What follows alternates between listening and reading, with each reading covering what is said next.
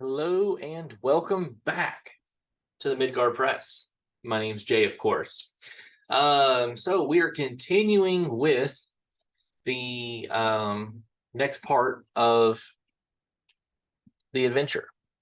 We've already covered 1 through 6 of Temple of the Purple Flame, and we're now going to cover the Undercroft, which is the basement level. It's the lower level, it's the second floor, whatever you wish to call it. This is where the fun starts to happen. Okay, like if you weren't already having fun in the adventure, you are for sure now having fun, I promise. So number 7 is going to be this room down here. It is the sacrificial pit. So it starts out a dark pit with roughly carved stone walls. Several humanoid skeletons in varying degrees of decay lie scattered on the floor, but they are moving. A recently deceased corpse is lying in the middle of the room. The air reeks of death, and as it should. There are multiple dead people within this room. So it starts out with the skeletons. The skeletons have been raised by the reopening of the portal. They are the remains of human sacrifices whom the ancient demon cultists threw into the pit after ceremonies at the altar. When the dead speak to them, the player characters must make a will roll to resist their fear. The skeletons are conscious, miserable, and vengeful. Because, as Batman says, revenge is a best served cold. Is a dish best served cold. I think I messed that up. Anyways, they want the temple destroyed and or the portal closed so they may rest in peace, but bear no ill will towards the player characters. They know how to obtain the bone mask from the altar. The corpse. The fresh body is a cultist who fell to his death through the trapdoor. The body has not come back to life. He has a short sword, a dagger, and a backpack with a rope and 2 torches. So treasures. Treasures equivalent to 1 treasure card can be found among the junk on the floor. So the ways out of here is up. A trapdoor that is slightly ajar. Climbing up requires a rope. And then north, a low iron door to the vaulted room or vaulted hall. It has rusted shut and must be pried open, which makes lots of noise. The door has an armor rating of 6 and 30 HP. Now, it's funny that they say up because I have had player characters fall through and they've taken some damage. But then the player character, so the party was split. 2 were down, 2 were up. The 2 that were up, they took their rope, tied it off, lowered it down, and they just climbed down. So they skipped like the entire Temple of the Purple Flames. It was crazy. I never had anybody do that. And I actually calculated it. I have run Temple of the Purple Flame, hold,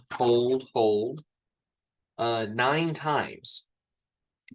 It really has become, like I said in the last video or the video before that, Temple of the Purple Flame has really become my favorite adventure module to run. It really has. So let's move on to 8. Oh, it says skeletons. Like skeletons in the rulebook, but conscious, and they are unarmed. So we have number 8, the Vaulted Hall.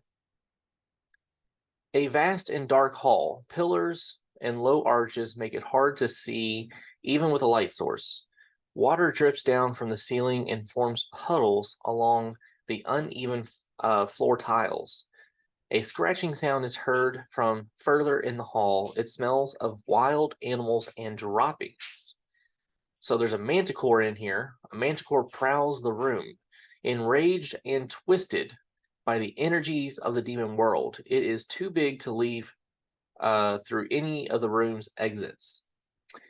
So you can go east, a narrow door to a spiral staircase leading up to the altar room. So right here. Then you got south, which is a low iron door to the sacrificial pit number 7. It has rusted shut, must be pried open, which makes lots of noise. The door has an arm rating of 6 and 30 HP. To the west, a half-open iron door leads to the crossroads. And then to the northwest, up here, we've got a large iron gate with a relief of a violet flame leads to the portal. And then, of course, you got the Manticore. It says the Manticore has stats as per the rule book, but with 56 and ferocity equal to the number of player characters minus 1. So to a minimum of 1. Now we're going to cover the crossroads, and that's right here. So it says there are chains on the floor attached to the wall. You smell a musky scent like that of wild animals. Vines have crept in through the cracks in the stone along the south wall. So it says the chains are mostly broken, with only one shackle still intact. The key is lying next to it. There is a random event, roll a d12 as per the page 48 for every full stretch time the players spend here. And then you've got to the east, which is a half-open door that leads to the vaulted hall. And then to the north, you have behind the chains bracket is a hidden door to the portal, number 11. The player characters find it if they look in the exact place or if they search the room and roll a successful spot hidden. And then to the south, it says, hidden behind the vines is a secret door to the treasure chamber, number 10. And that's what we're going to cover right now is number 10, the treasure chamber. It says a chamber with a low ceiling. Part of the ceiling has collapsed and the floor is covered with stones and gravel. Treasure. Among the stones on the floor, the player characters can find treasures equivalent to 3 treasure cards in an old worn grimoire containing Fetch, Flick, Dispel, Magic Shield, Ignite, Heat Chill, Gust of Wind, Fire Blast, Tidal Wave, and Salamander. So that is the elementalism. And then to the north, you have the door to the crossroads. And the creme de la creme of this adventure, we have number 11, the portal. So this is an ornate chamber with murals and lavishly decorated columns along the walls. The rock seems half molten, semi-organic, like the inside of a fossil monster. On a marble altar burns a violet fire. 2 tall figures with axes are standing at the altar. The north wall behind the altar vibrates like a mirror of water. It's kind of think of like a Stargate. If those of you out there that are watching this know Stargate, you're my kind of people. But anyways, the fire burns without fuel. The light it gives off is not very bright, but anyone touching the flame suffers d6 points of damage. The fire can be extinguished with Dispel power level 3, which in turn closes the portal. If the player characters do not know the spell, Hef can be persuaded to help them. Otherwise, the portal remains open for now.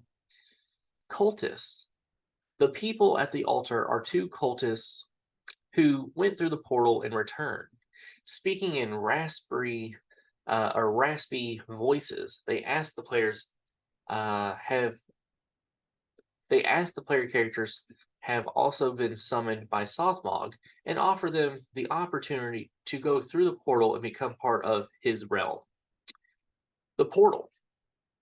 Behind the altar, surrounded by ornaments that could be the spine to an unknown beast, a view opens up to a semi-organic city under a purple sky that moves with the observer. projected at skewed angles, it is possible to go through the portal to the demonic realm number 12. In the murals, the paintings on the wall depict demonic beast and priest, with dark auroras sacrificing bound dragons under a violet sun. I keep saying violent because it is a violent painting, a mural. To the southeast, you have the iron door to the vaulted hall, number 8. To the south, you have a narrow door to the crossroads, number 9. And then to the north, you have the portal to the demonic realm, number 12. Now, I know you're asking yourselves, what do these twisted cultists look like? Well, I'm glad you asked, because we have it right here. Look at these guys. They're ugly. My gosh, look at them. But Softmog will love them, of course. So, the twisted cultists are over 2 meters tall and unnaturally thin. Their iron armor has fused to their bodies. Their eyes are completely black, and they are surrounded by a purple aurora. So they have a movement of 12. Damage bonus is strength. At first, they're D4, but later on, they'll be D6. You'll find out that in a second. So they have an armor rating of 4. HP is 24. They have skills, awareness at 10, brawling at 12, evade at 12. For a weapon, they use a battle axe. Skill level is 13, and the damage is 2d8. So the demonic toughness. It says, when a twisted cultist reaches 0 HP for the first time, it rises again on its next turn. And now with only a d6 of HP and the demonic wraith that increases its damage bonus to a d6. So when it's first attacking them, before it goes to 0 the first time, it does 2d8 plus a d4. But after it goes down, and then they come back up, they do a 2d8 plus d6, okay? So the demonic realm, number 12, the last room within the Temple of the Purple Flame. An oily black maze of semi-organic shapes. Violet and purple suns shine in an orange sky, casting their light on towering structures without exterior walls. Too many dimensions, too many angles and corners. Cacophony of voices, too faint to make out what is being said. The pungent smell of blood and decay hangs in the air. So, Southmog's realm. There is no map of the Demon Princess City, as its geometry cannot be understood by creatures from our world.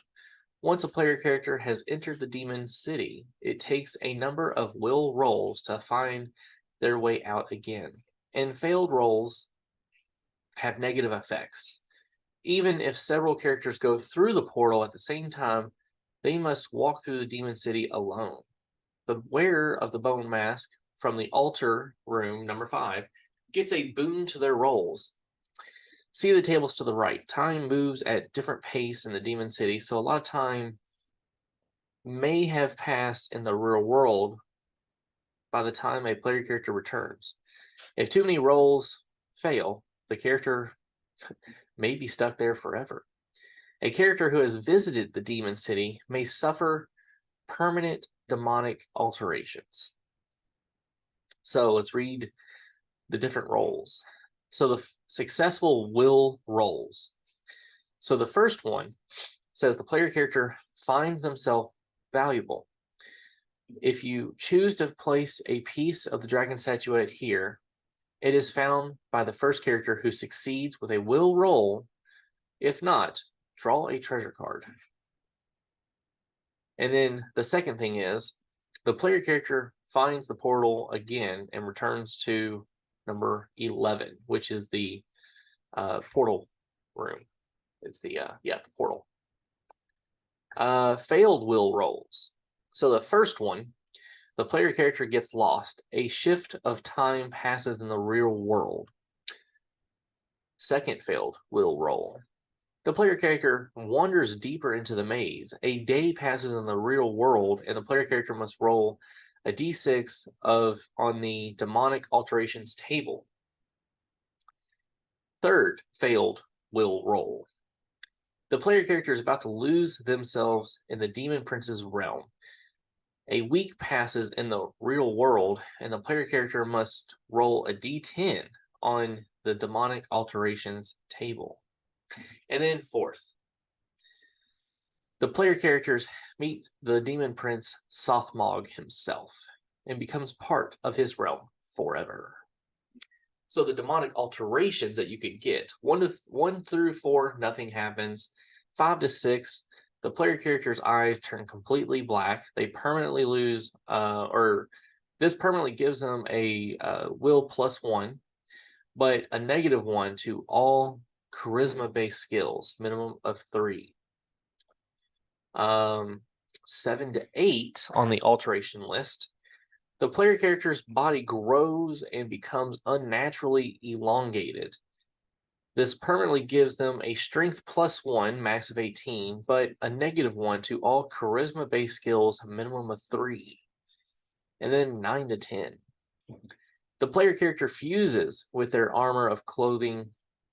This provides a natural protection with armor rating equal to the armor, minimum of 2, and increases maximum HP by the same amount, but -2 to all charisma-based skills, minimum of 3.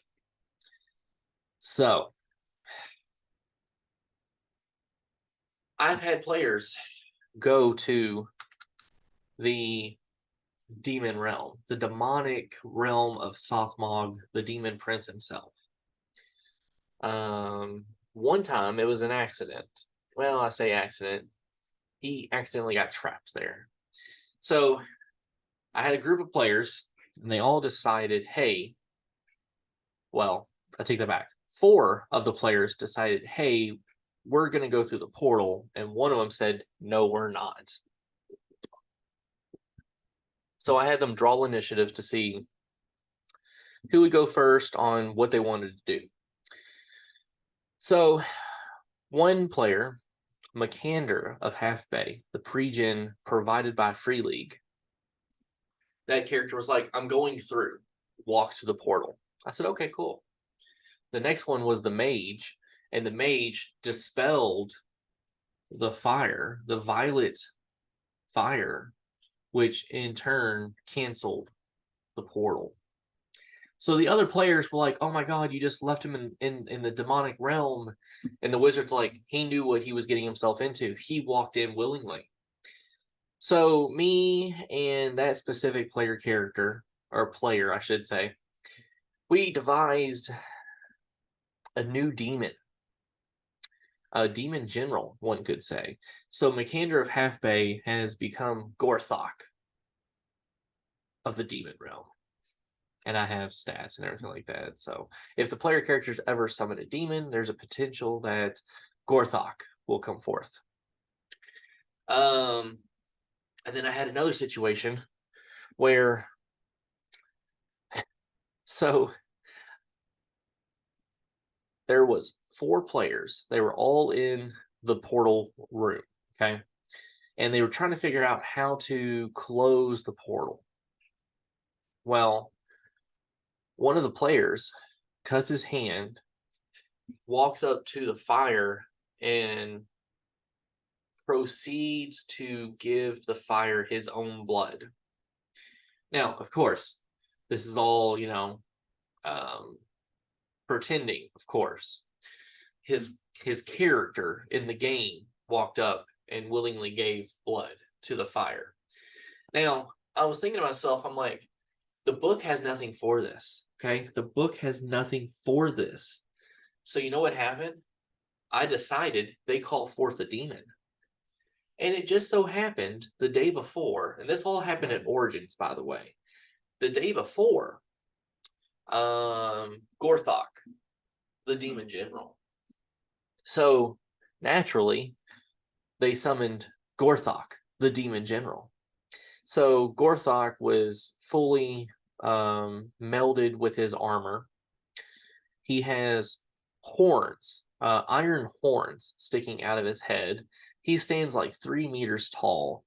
I mean, this thing is a brute. Comes through the portal, like leans through, stands up tall, and everybody's just like, oh God. And so he takes 3 of the player characters down. And the 4th one runs through the portal. Okay. Now hang on, it gets better. Runs through the portal. So on the other side, and again, this isn't in there, so I had to make this all up. You know, he kind of stands there for a little bit, trying to figure out what's going on, and then all of a sudden, out of nowhere, he sees the bodies of his fellow party being thrown through the portal while he's in the demon realm.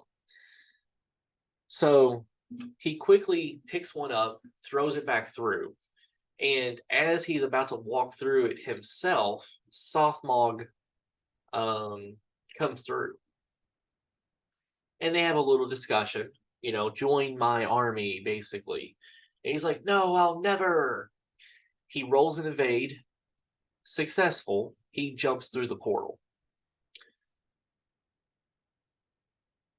He rolls a heal check on the adventurer that he brought through the portal. Failed the heal check. So he is basically throws the adventurer, his fellow adventurer, over his shoulder, goes up the staircase to Hef. Hef won't do anything for him, but he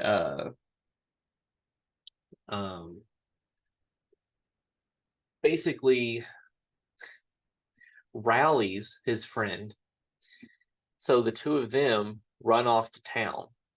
Portal's still open, and there's 2 adventurers in the demon realm.